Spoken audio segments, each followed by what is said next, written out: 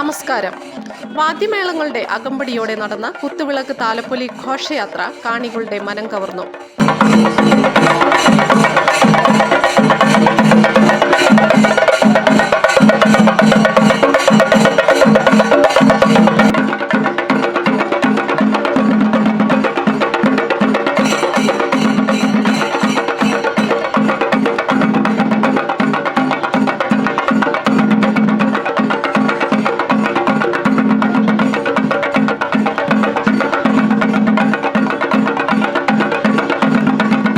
തങ്കളം ഭഗവതി ക്ഷേത്രത്തിലെ അശ്വതി ഭരണി മഹോത്സവത്തിന്റെ ഭാഗമായി ഇന്നലെ വൈകിട്ടാണ് കാണികളുടെ മനം നിറച്ച ഘോഷയാത്ര നടന്നത്.